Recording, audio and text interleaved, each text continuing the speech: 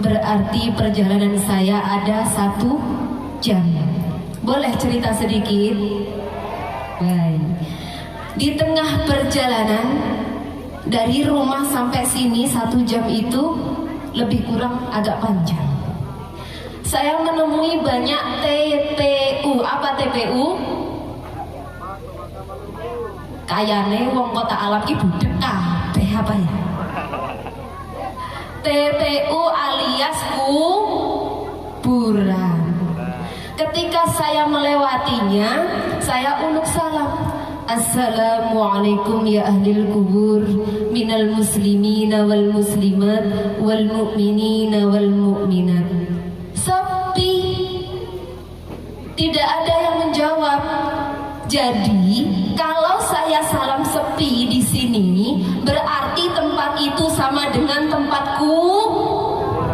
Yang jawab Bapak Ibu sendiri, saya belum bilang. Maka boleh saya ulangi sekali lagi. Baik. Assalamualaikum warahmatullahi wabarakatuh.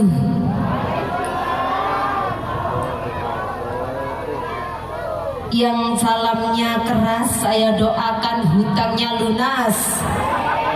Yang aminnya paling keras berarti hutangnya paling banyak. Alhamdulillah, alhamdulillahilladzi amarna bittiba'i millata Ibrahim hanifa. Wassalatu wassalamu ala sayyidina wa maulana Muhammadin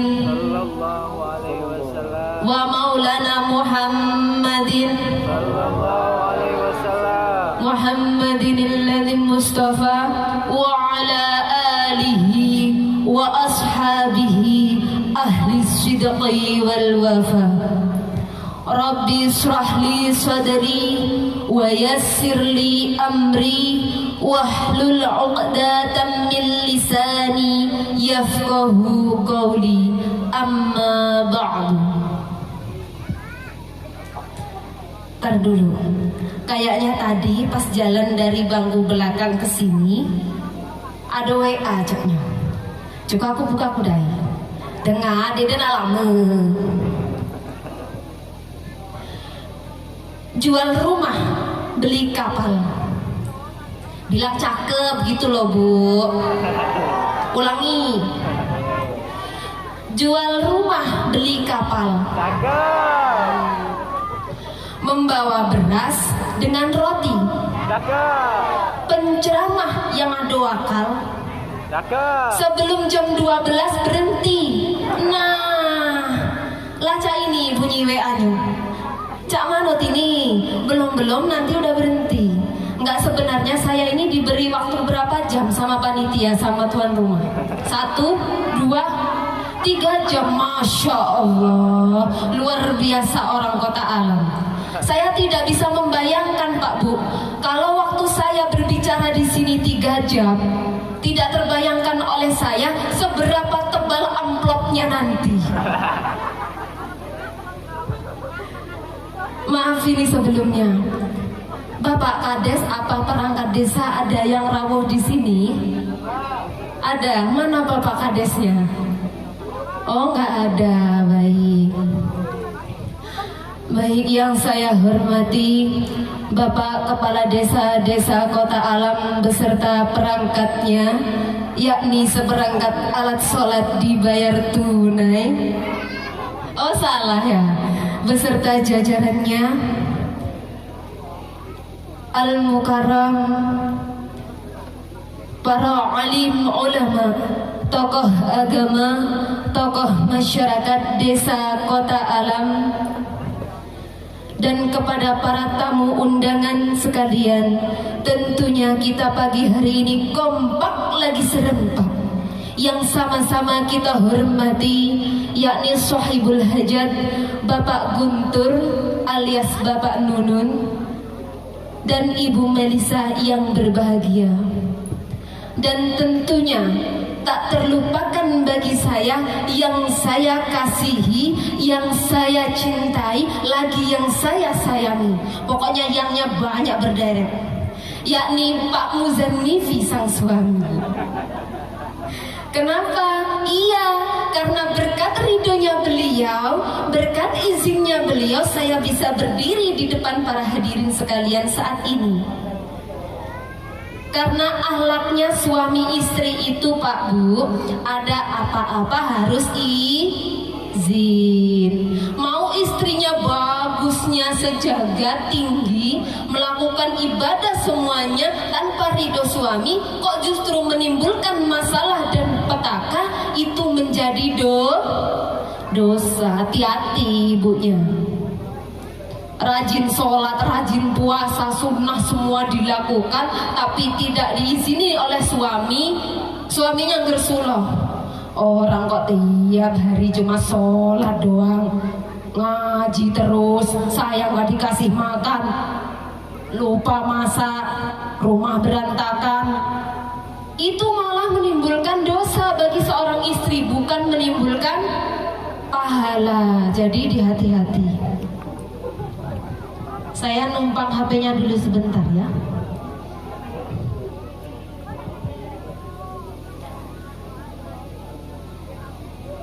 Baik, hadirin para tamu undangan,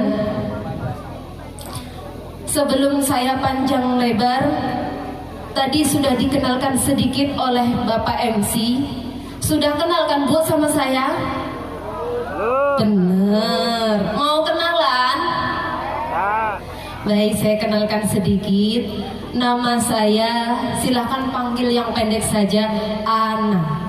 Kalau mau panggil panjang, nama saya panjang sekali, Siti Ana Asma Usaniyah. Nah, nggak kan hafal Bapak Ibu sekalian, ya. Cukup disebut dengan Ana. Orangnya yang kecil, pendek, hitam, ya, itu namanya Ana. Saya orang Muara II, orang Oku Selatan. Ada orang, biasanya orang Lampung enak nyebutnya orang Palembang. Ada orang Palembang? Gak ada. Berarti cuma saya sendiri. Kenapa kok saya bisa di sini pagi ini? Alhamdulillah 1 tahun yang lalu saya diambil menantu oleh almarhum Bapak Haji Ujang Sulaiman untuk dijadikan istri dari anaknya, yaitu Pak Muzannifi. Dan alhamdulillahnya ini masih saudaranya. Jadi kemarin diminta, disuruh ngisi di sini. Begitu ceritanya, maka saya sekarang berada di depan Bapak Ibu sekalian. Sebenarnya saya ini, Pak Bu, bingung kalau disuruh ngisi Walimatul Hitan. Kenapa bingung? Kan saya perempuan, nggak pernah dihitan, ya kan? Mau bicara pengalaman, nggak tahu rasanya kayak mana, apa yang dipotong saya nggak bisa tahu. Ibunya jangan senyum-senyum sambil ketawa, jangan dibayangin dulu, masih jauh perjalanan kita. Ya, pagi ini kita mentasyakuri Ananda Surya dengan akikah Ananda Zahida. Kita doakan semoga kedua Ananda ini nanti sekolahnya pintar, kurang keras. Kok tak dongane budek kabeh. Lek ora enek wong donga kok ora diamini. Ada orang Jawa di sini, Bu? Banyak, alhamdulillah. Aku ketemu sedulur. Saya aslinya orang Jawa, Bu. Sukunya orang Jawa. Saya tuh bisa banyak bahasa. Kalau orang tuh bisa bahasa Inggris, Arab, Jerman, Korea dan sebagainya, saya juga bisa bahasa banyak. Bahasa Indonesia saya bisa karena memang orang Indonesia. Bahasa Semende saya bisa karena memang suami saya orang Semende. Bahasa Sunda saya bisa karena memang teman saya orang Sunda walaupun cuma sedikit. Apalagi bahasa Jawa saya juga bisa karena memang saya asli ke suku Jawa. Ini tadi kita membahas haitan. Haitan itu adalah atau bahasa Jawanya sunatan. Bahasa Sundanya apa? Sunatan, sama. Oh, ternyata sama. Berarti orang Sunda mengadopsi dari bahasa Jawa. Enggak, bercanda. Laju kaget nyerang ke aku semua yang orang Sunda nih. Sosokan kamu orang Jawa terus yang di ini, bukan ya. Ini hanya sekedar bercanda di sini. Haitanan atau sunatan atau dalam bahasa Inggrisnya circumcision. Tapi tulisannya bukan circumcision gitu. Saya juga nggak bisa. Gimana itu? Bukan lidah-lidah orang Inggris. Ternyata Pak Bu, yang orang Jawa, bahasa Inggris juga ada yang seperti bahasa Jawa. Circumcision artinya memutar, memotong. Nah, hitanan itu tadi artinya memotong kulit kuluk. Apa kulit kuluk? Apa ya? Helmnya yang ada di anunya laki-laki. Apa ya? Kok helm? Jangan ketawa dulu, Bu. Ini ibunya mikirnya udah sambil bayangin sih. Jauh dibayanginnya. Kulit kuluk itu wes kaya bahasa Jawa lagi. Kalau orang Jawa itu kuluban. Kuluban itu adalah rebusan. Kulit kuluk itu kulit yang ada di ujungnya zakarnya, alat kelaminnya laki-laki, ya. Itu yang dipotong. Memang ini sebenarnya agak jorok-jorok dikit, Pak Bu. Karena memang belajar fikih ini harus jorok dulu baru paham. Kalau nggak jorok nggak paham katanya. Tapi dalam artian joroknya kan pengetahuan, bukan jorok yang lain ya. Biar paham, mau paham nggak Pak Bunya? Mau. Jadi dengerin saya dulu. Jadi hitam ini tadi memotong ujung kuluk atau kulit yang ada di ujung zakarnya laki-laki. Untuk apa? Untuk menghilangkan najis. Najis yang seperti apa? Menghilangkan kulit yang menutupi pembuangan najis pada zakarnya laki-laki. Agar apa? Agar agamanya sempurna, ibadahnya sempurna seorang laki-laki. Kenapa harus dibuang? Ya harus dibuang. Karena kalau nggak dibuang, maafnya ngomong, ketika buang kotoran, ketika pipis, itu terhambat di kulit tersebut. Makanya harus dibuang. Nah, ini tadi. Kan kewajiban orang Islam itu Rasulullah ada 5 sunnah tuh. Yang pertama berhitan, yang kedua mencukur bulu kemaluan, yang ketiga memotong kuku, yang keempat merapikan kumis bagi yang punya kumis, yang kelima mencukur bulu ketiak. Kira-kira sekarang ada yang baru tahu pasti. Kok ternyata ini rambut atas sama rambut bawah harus dicukur ya? Ya iya, itu ada batasnya. Ada Des, ini ehonya gak kegedean kan? Enggak, terima kasih. Saya soalnya seneng ehonya itu yang di dalam aja. Jadi yang di dalam suaranya jelas, jadi gak usah keluar-luar. Karena suara saya cempreng ya. Saya lanjutin lagi. Itu ada batasnya mencukur seperti itu. Kapan batasnya? Selama 40 hari wajib atau sunnah ya. Sunnah deh, bukan wajib. Sunnahnya mencukur semuanya. Kita bayangin saja Pak Bu ya. Rambut yang selalu terbungkus itu tadi kan tiap hari disiram nih. Ketika buang air, disiram lagi. Ketika mandi, disiram lagi. Itu kan subur lama-lama ya. Kalau subur lebet. Jadi di situ kalau tidak dibuang, ini ilmu loh Bu. Ayo, hati-hati ya. Bukan saya bicara kok ibu ini kayak jorok terus yang dibilangin. Enggak, hati-hati. Ketika itu tidak dibersihkan, kotoran yang kita buang tadi tidak semuanya langsung kebuang. Dia akan menghambat di rumput-rumput tadi. Itu yang mengakibatkan kita sholat, kita ngaji itu kurang afdol atau tidak sah. Karena masih ada najis yang tertinggal di rumput-rumput tadi. Maka itu memang diajarkan harus dibersihkan 40 hari. Setan-setan kan juga senang. Dia nyumput-nyumput di kuku-kuku, di bulu-bulu itu bulu ketiak. Kamergo kula lek ningali Pak Suteng griya niku wis ambune ra gadeg pasti keleke wis dawa bulune. Saya marahi, gendang dicukur, bilara dicukur kok tak jipon itu tukang rumput kayak. Nah, itu harus saling mengingatkan. Kalau bapaknya lupa diingatkan, ya Bu ya. Itu memang ada sunnahnya, ya. Para hadirin rahimatullah, bahwasannya bicara hitan ini bukan lagi syariat yang baru. Hitan ini sudah ada sejak zamannya Nabi Ibrahim alaihissalam.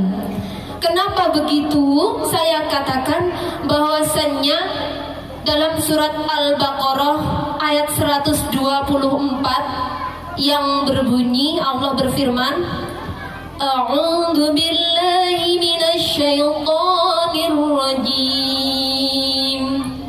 Bismillahirrahmanirrahim.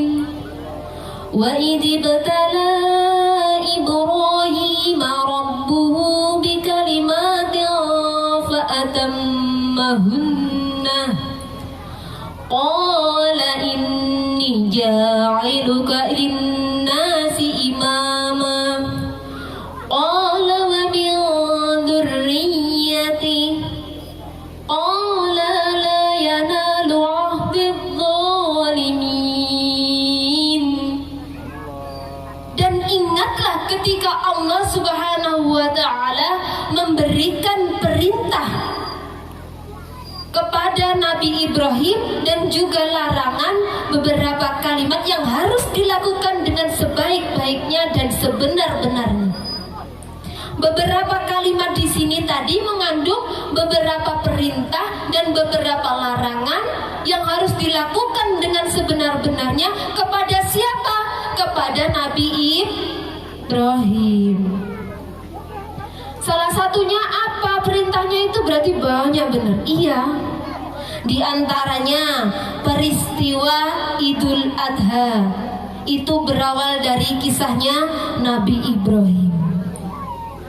Dan sekarang haitanan ini juga berawal dari peristiwanya Nabi Ibrahim. Kok bisa? Iya, ceritanya dulu pada umur 80 tahun. Coba saya tanya sama bapak-bapaknya. Mas, bapak-bapak bukan? Oh bukan, wandu. Tahu wandu? Oh bujang jadi. Belum nikah ya? Oh belum. Untung saya udah nikah Mas. Nanti kalau saya belum nikah Masnya suka sama saya. Pedenya katanya. Tekan ngomong nanti perang dunia. Kamu ini di depan godain orang, kata Pak Su. Enggak, cuma bercanda. Saya tanya sama bapaknya, kira-kira kalau kita sekarang diberikan umur panjang sehat, panjang umurnya 80 tahun, apa yang bapak-bapak citakan pengennya?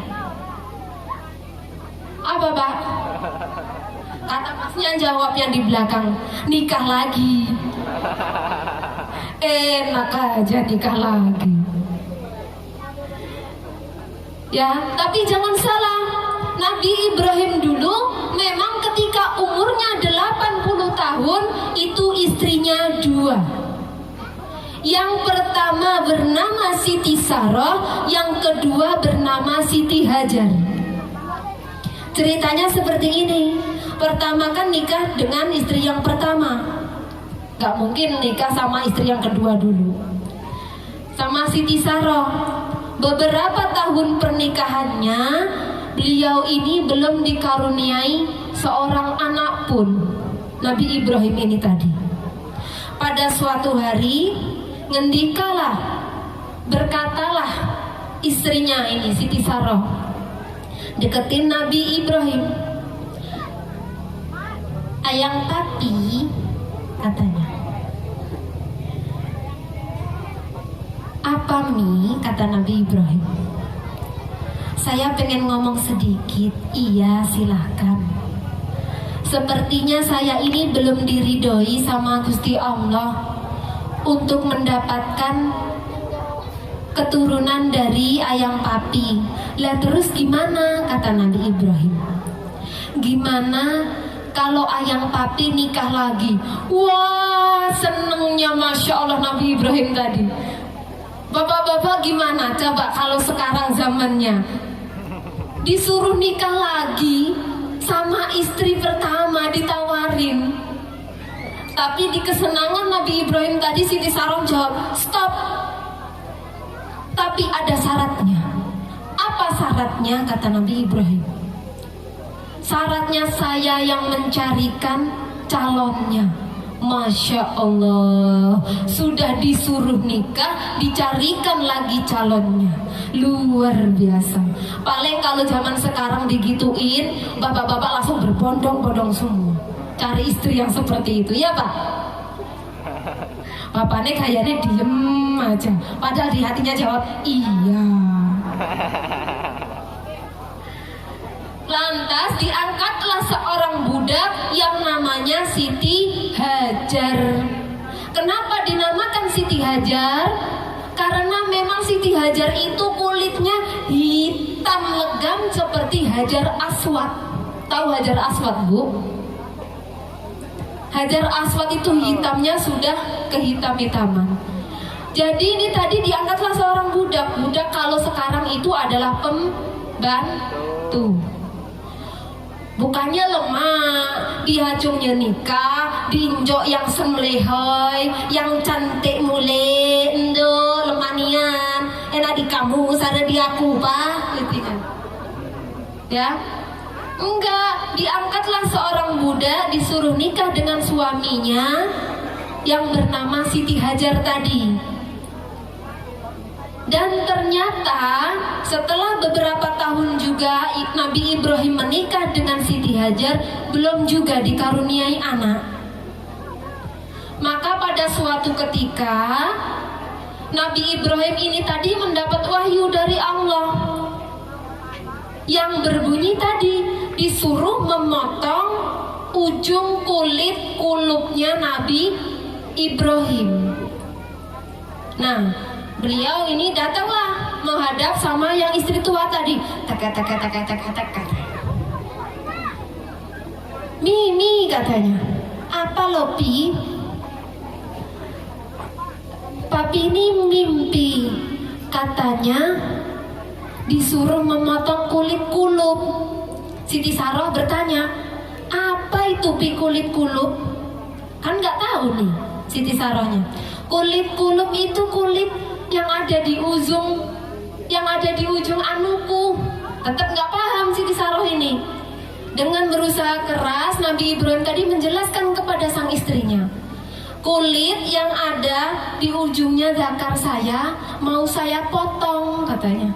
Nah, katanya Siti Sarah tadi takut kalau nanti nyampe dipotong kan bujel, tumpul, nanti takut nggak ada rasanya lagi, kata Siti Sarah. Saking ketakutannya Siti Sarah tadi, semua alat potong yang ada di rumahnya disumputin semua sama Siti Sarah.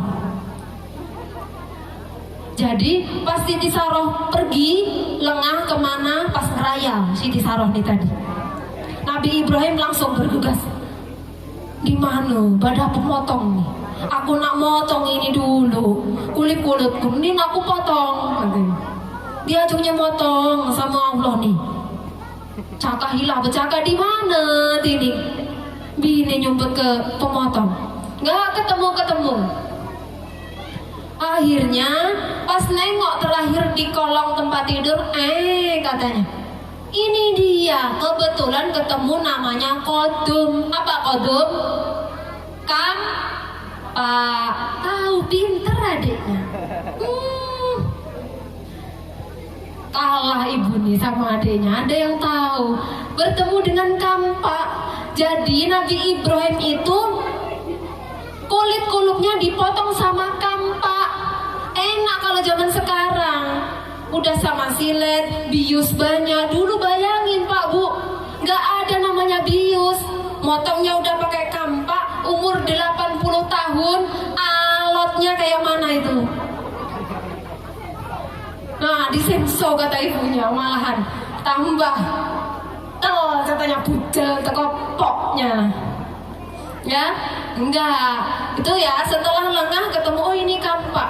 Sebelum istrinya pulang, Nabi Ibrahim cepet-cepet nih lari, nyari tempat sumputannya di mana saya ini. Lari ke hutan. Setelah di hutan melihat batu besar. Nabi Ibrahim naik di batu besar tadi, diangkatlah sarungnya, dia metantang kayak gini, diiniin, katanya, dikeluarin. Sambil ngucap doa dan Bismillahirrahmanirrahim katanya, di kampanye tadi anunya, katanya, aduh, katanya, sakit gimana? Membayangkan saja kita tidak sampai. Gimana coba sakitnya itu? Nabi Ibrahim sambil berjerit-jerit kesakitan tadi, Allah mengetahui. Mengutuslah Allah kepada malaikatnya, pergilah kamu malaikat kepada Nabi Ibrahim itu yang tengah kesakitan.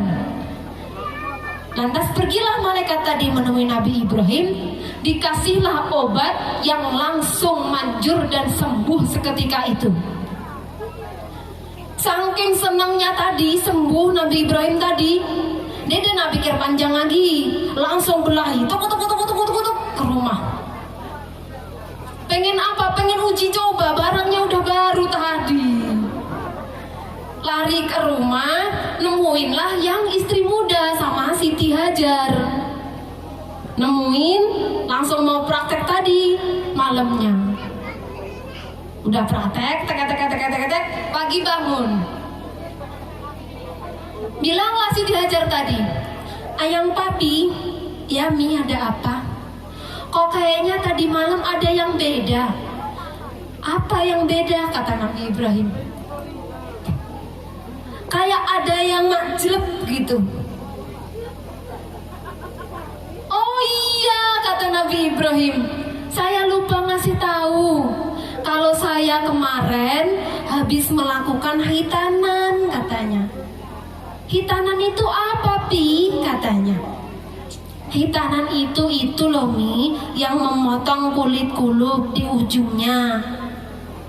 Biar ini makanya rasanya beda, kata Nabi Ibrahim. Oh itu, katanya. Baru pahamlah Siti Hajar tadi. Siang-siangnya Siti Hajar ini tadi ngikutin muslimatan pengajian. Kumpullah sama ibu-ibu dari manapun, banyak. Namanya ibu-ibu, pasti banyak yang ngerumpi, banyak yang gosip, sama seperti ibu-ibu di belakang itu. Bu, Bu yang di belakang dengar? Masih sehat? Baik ya, saya lanjutin lagi. Ibu-ibu ini tadi ngerumpi kan kebiasaannya. Bisik-bisiklah Siti Hajar kepada ibu-ibu yang lain. Bu, kene tak bisiki, tapi aja seru-seru, kok ndak krungu sing liya. Kenapa katanya? Tadi malam itu saya tuh kerasa beda sama suami saya. Kenapa bedanya? Karena ada kerasa macet katanya.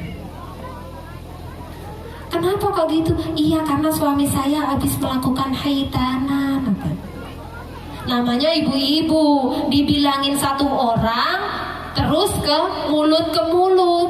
Akhirnya yang dibilangin satu, semua ibu-ibu itu tahu semua. Pulang dari pengajian berbondong-bondong lah bilang sama suaminya, Pak, katanya Nabi Ibrahim itu habis ngelakuin ini, katanya beda kalau habis ngelakuin ini. Jadi semua istri yang ikut pengajian tadi menyuruh suaminya untuk berhitan. Maka pada saat itu, waktu itu, semua laki-laki baik tua maupun muda jadi berhitan. Jadi sampai saat ini hitan itu dilakukan. Itu ceritanya. Maka hukum hitan ini ada dua, Pak Bu. Qablal qulub sunnatun wa ba'dal qulub wajibun. Sunnah yang seperti apa? Sunnah sebelum kulub dan wajib setelah kulub. Maksudnya apa? Sunnah sebelum disunat untuk melakukan ibadah.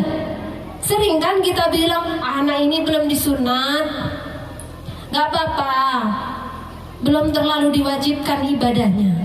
Tetapi wajibun setelah kulub, yakni harus wajib dia sholat, wajib dia melakukan ibadah ketika dia sudah dihitan. Di sini kembali kepada kewajiban kedua orang tua, harus diajarkan, dibimbing, dikasih pelajaran yang baik, baik untuk anaknya yang sudah disunat ataupun yang sudah diakikahi. Akikah itu adalah pengakuan, ya Bu, dalam bentuk pengakuan dari orang tuanya kepada anaknya. Agar apa nantinya? Kalau di padang mahsyar di hari kiamat nanti, oh benar ini anakku, benar ini bapakku, ya. Ini adalah pengakuan. Kalau laki-laki dengan menyembelih berapa? Gak dengar suaranya? Dua apa? Oh, bukan 2 ekor kucing. Bukan, iya, 2 ekor kambing kalau laki-laki, kalau perempuan satu, ya. Ini tadi kewajibannya orang tua. Memang sengsara ya sengsara, tapi harus ikhlas sebagai orang tua ini tadi. Kenapa? Orang tua ini sudah tentu pernah jadi anak, tapi anak belum tentu pernah jadi orang tua. Kok gitu, kan nanti mau tua? Ya nggak tahu. Kalau pas anak-anak dia udah meninggal duluan kan. Nah, anak 10, ibu orang tua satu, ayah 1, ibu 1 bisa merawat anak 10, tapi anak 10 belum tentu bisa merawat orang tua 1. Bener nggak Bu? Bener. Ini memang kewajiban orang tua ini sebenarnya banyak, karena dititipi seorang anak, titipan dari Sang Ilahi, harus dijaga dengan benar, dirawat dengan baik. Kalau ditelantarkan nanti dosanya balik ke orang tua sendiri. Hadirin para tamu undangan yang berbahagia, bahwasanya apa yang harus diajarkan kepada anaknya ada 3 perkara, yaitu ASI. Apa ASI? Yang pertama akidah. Ajarkanlah kepada anak kita akidah. Contohnya, bayi lahir ceprot ke dunia, diazanin. Biar apa? Biar hidupnya terarah, semua itu ada ilmunya. Nanti dia harus taat kepada orang tuanya, taat kepada Rasulnya, wabil khusus harus taat kepada Sang Penciptanya. Itu akidah. Yang kedua, syariah. Syariah adalah ilmu hukum. Anak harus diajarkan ilmu hukum. Kenapa? Iya, kalau mau makan doa dulu, mau tidur doa, setelah tidur doa. Makan itu harus pakai tangan kanan, tidak boleh pakai tangan kiri. Makan harus sambil duduk, tidak boleh sambil berdiri. Dengan apa? Bil uswah, dengan contoh. Biasanya enggak ini ngajarin, nak makan itu duduk. Bapaknya ngomong sambil pegang makanan, berdiri pula. Kayak mana mau dicontoh sama anaknya? Ya? Nak makan itu doa. Bapaknya udah cemal-cemal dari tadi nggak doa pula. Nah, disinilah anak terkadang bengal, dablek. Bukan salah siapa-siapa, didikan orang tuanya. Tidak memberikan dengan contoh, hanya bisa jarkoni. Iso ngajar ora iso nglakoni. Nih, tadi ilmu syariah, ilmu hukum. Yang ketiga, ibadah. Ibadah kita contohkan saja sholat, yang sering kita singgung. Kenapa? Kayaknya kok udah seret ya Bu. Minum dulu, boleh ini diminum. Jirine mau kon linggo, kok ndak aku dikomen. Soalnya aku ora disediani tempat duduk, jadi aku yang nongkrong. Bismillah.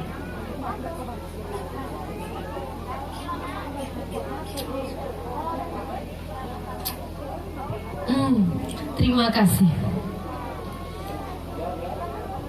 Kata orang sini, banyak kendak pula ini ibu ini.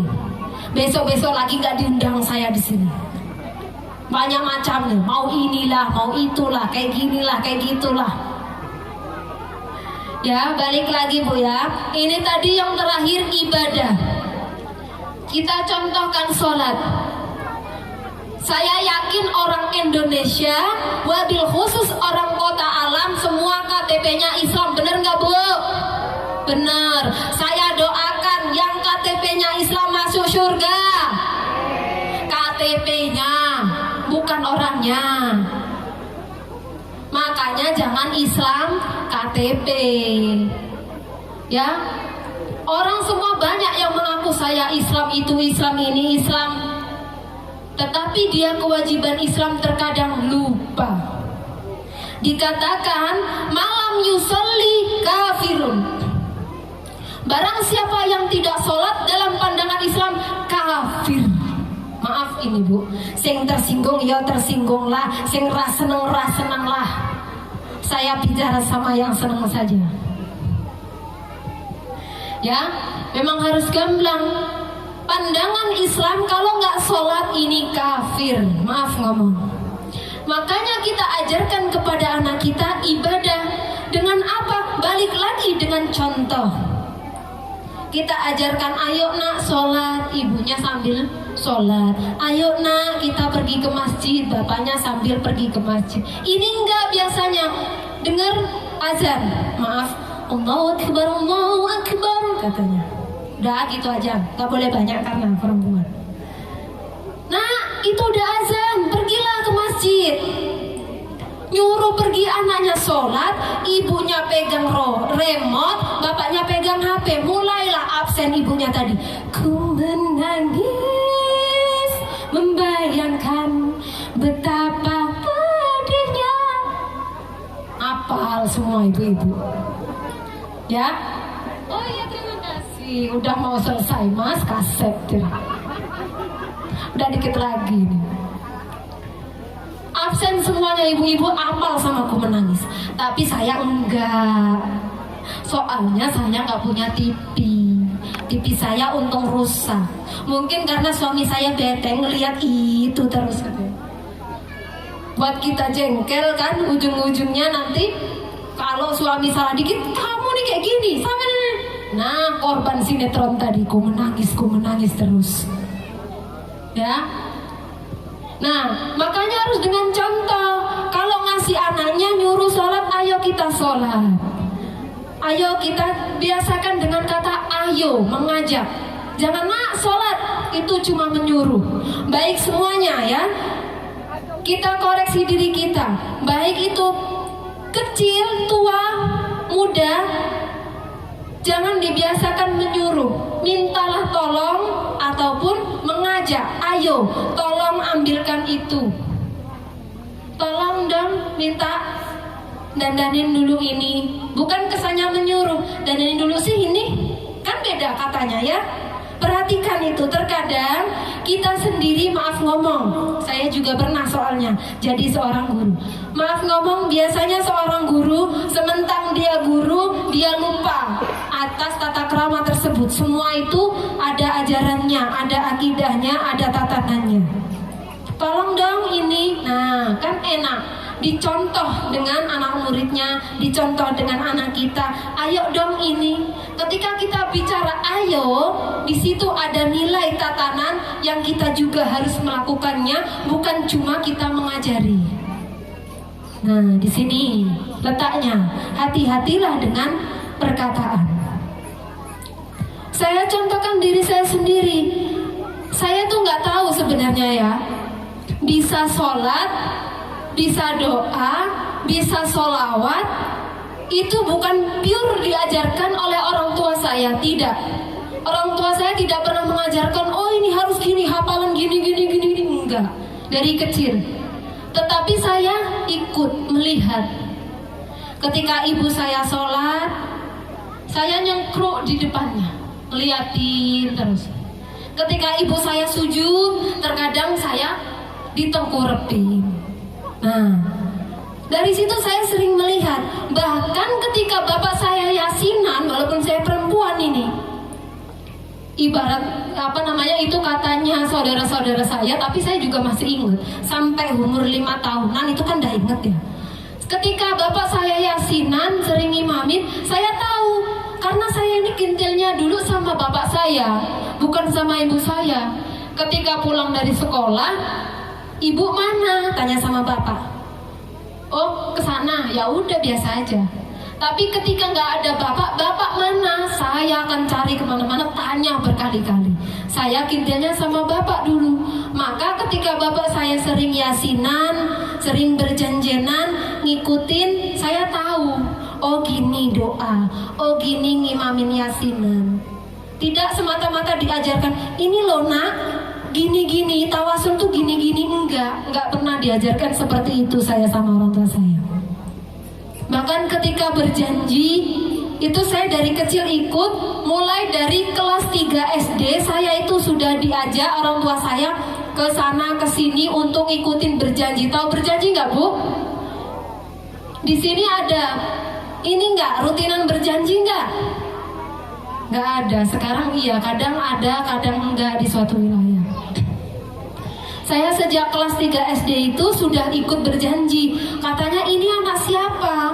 Udah kecil sering suruh bawain lagu. Kalau yang orang dulu, orang Jawa pasti tahu. Lagu-lagu zaman dulu yang sering tenar itu, marhaban ya nurul aini, marhaban jadal husaini. Ada yang tahu nggak? Nggak ada. Kerajaan Banyuwangi, Rinoni, Ratau Sepi. Itu biasanya yang sering dibawakan zaman waktu dulu. Kalau sekarang udah beda lagi. Sekarang udah berbagai versi. Marhaban ya marhaban ya nural aini, marhaban jaddal husaini, marhaban marhaban. Kalau kayak sekarang seperti itu biasanya yang dibawakan sudah berbagai versi. Kalau dulu kan masih lagu-lagu yang dulu. Nah, Nah itu tadi, bahwasanya ibadah harus dilakukan dengan bil uswah. Orang tuanya harus memberikan contoh. Kita lihat kok pengantin sunatnya udah nggak ada ya. Padahal tadi mau saya tanya, biasanya kalau anak kecil itu jujur, diberikan contoh nggak sama orang tuanya ini? Bapaknya mengajak apa mengajari doang gitu. Ya, itu tadi. Kenapa harus dengan contoh? Karena anak itu tanpa disadari dia melihat, bukan cuma mencerna. Ini cuma diomongin, bapak ibu saya aja nggak ngelakuin, kan dia males. Zaman sekarang biasanya orang yang punya sawah repot, orang yang jadi sopir repot, sampai yang jadi pejabat kalau disuruh sholat masih telat-telat. Maka syair itu mengatakan memang benar, repot dadi petani, sholat terkadang lali, apa maneh wayahe tandur, sholat diundur-undur. Salatullah salamullah ala toha rasulillah. Salatullah salamullah ala yasin habibillah. Repot dadi pak sopir, salat mung mondar-mandir, apa meneh ngoyak penumpang, salat digawe gampang. Salatullah salamullah ala toha rasulillah. Salatullah salamullah ala yasin habibillah. Repot dadi pejabat, sholat terkadang telat, apa maneh wayahe rapat, sholat diloncat-loncat. Bener enggak? Kadang, ayo bentar lagi, nanggung rapatnya selesain dulu. Masih bisa nanti, udah selesai, udah duhur itu 1:30. Bentar lagi, ini ada yang ngomong lagi. Jam 2, ujungnya diloncat-loncat. Nggak cuma yang dari kecil petani, dari pejabat pun sering melakukan sholat itu terkadang lalai dan diloncat-loncat, digampangkan, nanti dulu, dan nanti dulu. Ya, Bu, udah ngantuk? Sebenarnya kalau babakan hitam ini harusnya undangannya banyak yang laki-laki. Terkadang kenapa bapaknya tadi diam? Karena beliau malu. Kan yang dibahas laki-laki, lah ini enggak. Yang dibahas laki-laki, yang datang perempuannya lebih banyak daripada laki-laki. Jadi bapaknya tersipu malu. Biar nggak malu, untung ada masker, makanya ditutupi sama masker. Ya, semoga walaupun ini yang berangkat perempuan kan nantinya, ataupun yang sudah punya anak laki-laki mau disunatin juga, mau dihitanin juga, semoga nanti juga paham sampai rumah. Jangan lupa nanti bulu-bulu ataupun apa itu yang belum dipotong silakan dipotong, yang belum tahu, karena itu merupakan sunnah Rasulullah. Ya, tapi jangan salah, ini tadi mengajarkan kepada anaknya, ingat zaman dulu sama zaman sekarang itu beda zamannya. Jangan terlalu kaku jadi orang tua, ingin banget menjadikan anak kita sama seperti kita, itu tidak bisa. Ya, ya kalau memang yang sudah, oh ini bapaknya dokter, pantas anaknya juga jadi dokter. Oh ini bapaknya montir, nanti anaknya juga jadi montir seperti Bapak Nunung sekarang. Terkadang memang ada yang menular langsung, tetapi terkadang ada orang tua yang menjadikan kaku harus seperti saya. Jangan ya Bu, Pak. Karena zaman ini beda, ikutilah zamannya. Maka dikatakan dalam Nasidaria dulu benar, anakku, anakku, anakku, dunia yang akan kau alami tak sama, tak sama, tak sama dengan yang kan ku alami.